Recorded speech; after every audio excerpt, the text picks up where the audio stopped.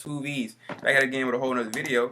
Y'all see me got a new scenery in the back. You feel me? A little blank, little space in the back. But anyway, Crenshaw shirt, shout out Nip. But like I told y'all, the LostGravvity merch is right here. You know what I'm saying? I got the actual logo right here with the barcode on it, leading straight to the YouTube channel. So y'all boys that's want the LostGravvity shirts, y'all already know what to get. Hit me in my DM, Godfearing T on Instagram and Big Flex T on Twitter. I'm gonna put the link in the description, all that. But let's get into the top 10 horror findings from serial killers and stuff. Let's get into it.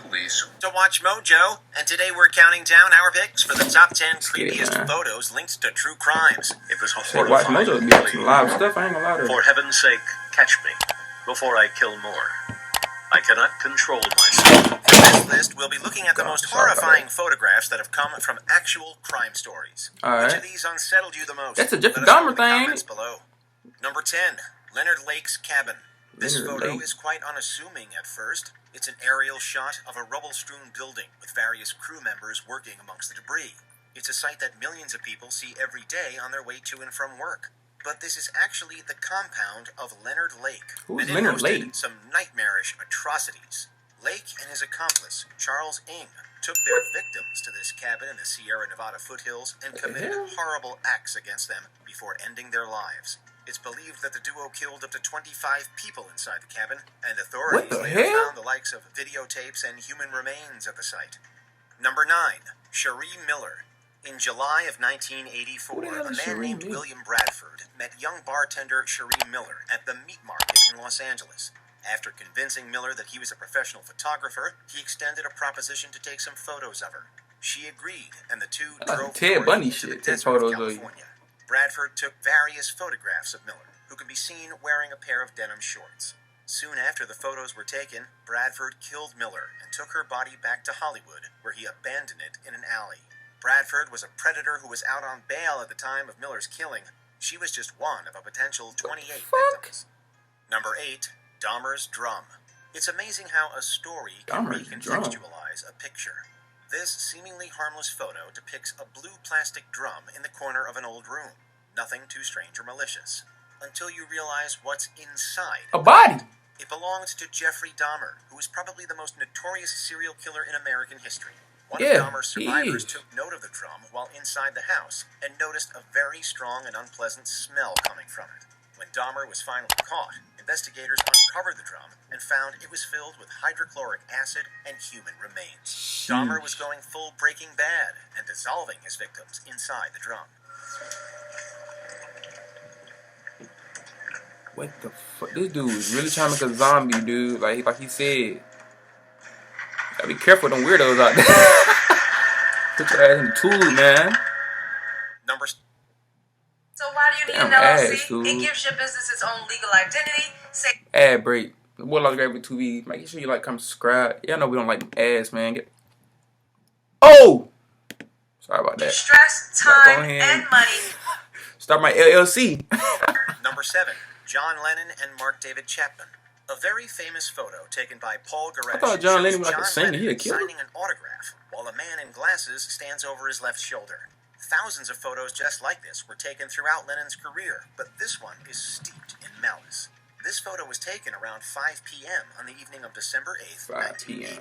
Nearly 6 hours later, Lennon returned home and was shot by the man in the photo. Lennon was shot and killed at about 11 o'clock last night outside his apartment building. The very same man he had given an autograph to earlier in the evening. This, of course, is Mark David Chapman, and he had been planning to kill Lennon for months. While Chapman watched Lennon sign his album, he knew he would kill him just a few hours later. Number 6, Karen Sprinker. Here's 5-year-old Jerome Brutus. He finds this pair of women's shoes. Something had made him pick those up. Throughout the late 1960s, a man named Jerry Brudos killed... You be dancing in girl shoes? Tap dancing in girl shoes? in Oregon. So he brings home this pair of women's shoes, and he begins to wear them around the house. One of them was an tap dancing in there? named Karen Sprinker. On March 27, 1969, Brudos was wearing women's clothing and scoured a department store parking lot for victims. He found Sprinker and kidnapped her at gunpoint. She was beautiful. I said I'd take some photos of her. Why do they like taking photos of people? Is that when you invited her in? Dahmer, Bundy, took her to his personal garage, Gacy, all them take photos. while he took photos. One of them has been released and shows a calm-looking Sprinker gazing into the lens. Shortly after the photo was taken, Brudos killed Sprinker and put her body into the Willamette River. Number 5. Ted's Tools. Few serial killers are as notorious as Ted Bundy.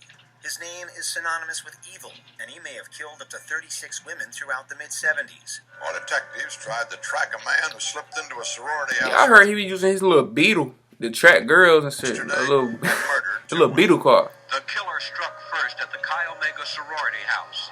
Police say he was armed with a heavy oak log. Bundy was arrested in the early morning of August 16th, 1975. He got a creepy ass look in his face. Patrolman Bob Hayward. And when Hayward searched Bundy's vehicle, he discovered a treasure trove of suspicious material. Inside the Volkswagen Beetle, and Them motherfucker got bloody gloves. What is that? A turkey base thing? A flashlight, a bag, a belt, trash bags, and a ski mask. Garbage bags, an ice pick, oh my god. Gloves, a ski mask. This nigga got an ultimate kill kit. Unfortunately, there wasn't enough solid evidence to hold Bundy at the time, and he was promptly released from custody. Washington missed you.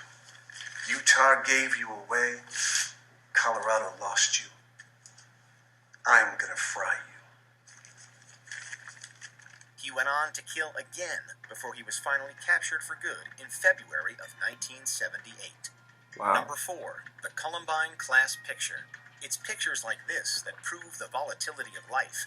You never know the types of people you're literally sitting beside. Parents, hug your kids. What was wrong with the picture? Did I miss something about the picture? Kids, grab your friends, hold them tight, and never be mad at people because it could happen in a second that they'll be gone. This photo shows the Columbine High School class of 1999. In the top left corner, some boys can be seen making gun gestures with their hands. 2 of these boys are Eric Harris and Dylan Klebold, who just weeks later would enact the historic Columbine attack. On April 20th, 1999, Harris and Klebold killed 13 at their high school. The perps would also take their own lives, bringing the total body count to 15. Even more were injured, and Columbine... I'm like, what was going on with that picture the whole time? They were doing some crazy shit in the photo. I didn't even peep that the first time they spun around. $49,000 in the last 30 days. Goddamn ad breaks, man. Get on my goddamn screen. Number 3, Rodney Alcala's photos. A vicious man who killed at least 8. Rodney Alcala is famously known as the dating game killer, as he once appeared on the titular game show. Between takes, he might find him skydiving or motorcycling. Please welcome Rodney Alcala. Rod, welcome. While searching his home and his personal storage locker, investigators found over 1,000 photographs, many of which depicted people in sensual poses. 120 of these photos were eventually released to the public in the hopes of identifying the subjects. The released photographs are not explicitly sensual in nature, but merely depicts people, mainly young women, posing in artful manners. The San Antonio police refused to take a missing persons report on Cruz because she was an adult. It's unclear how many of these subjects were killed by Alcala, but at least one missing persons case, that of 28-year-old Christine Thornton, was solved with the help of the photographs. Her smile shared by a tragic list of young women and girls who trusted a charming stranger, only to discover a dark secret that began back in the fall of 1968. Number 2, a message from the lipstick killer. Later that morning in the bedroom, the hell is the lipstick police found killer? A crumpled up ransom note left by the culprit. It read, "Get $20,000 ready and wait for word. Do not notify FBI or police. Bills in 5s and 10s." While his conviction is controversial, the lipstick killer is thought to be Illinois criminal William Herrins. The lipstick killer got his name from a particularly creepy crime scene, and this crime scene was famously photographed. Frances Brown was killed inside her apartment, and the perp left behind a message for whoever came across her body. Scrawled on the wall in lipstick were the words, "For heaven's sake, catch me before I kill more. I cannot control myself." Unfortunately, the killer did indeed strike again, kidnapping and taking the life of the young Suzanne Degnan. This occurred just 1 month after the death of Brown. Before we continue, be sure to subscribe to our channel. Some of these dudes, I'm like, damn, dude, I haven't even, bro, there's so many prolific, to be notified for occasional videos or all crazy ass niggas, if you're bro. on your phone, make sure you go into settings and switch on your notifications. That's really crazy. I didn't know there's many people out there like that. Number 1, Ed Gein's house. The inspiration behind numerous fictional killers. They found a tooth? And Leatherface. Ed Gein is a notorious body snatcher who fashioned himself one nightmarish house. Whoa, dude.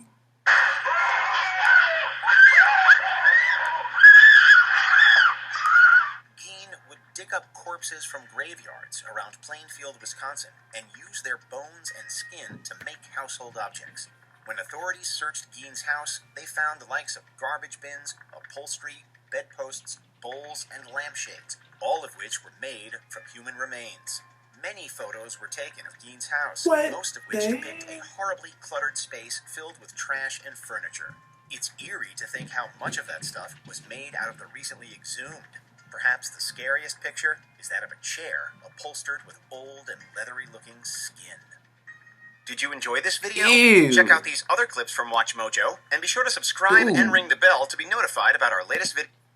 Oh my God, for you to have no time to be in there chopping people up, making them into furniture, you deserve the biggest, warmest, hottest place in hell. But it's your boy LostGravvity with 2 V's. Y'all want another reaction video to Watchmojo? They be having crazy shit up here. So y'all let me know down in the comment section below. And I'm going to be sure to like, comment, subscribe. Y'all already know I'm going to keep it 100. Get you a LostGravvity shirt, man. Hey, look. Get you a LostGravvity. Get you a LostGravvity shirt, man. Get you a LostGravvity shirt, man. That's all I'm going to say. But catch y'all in the next video. Gang, gang, gang.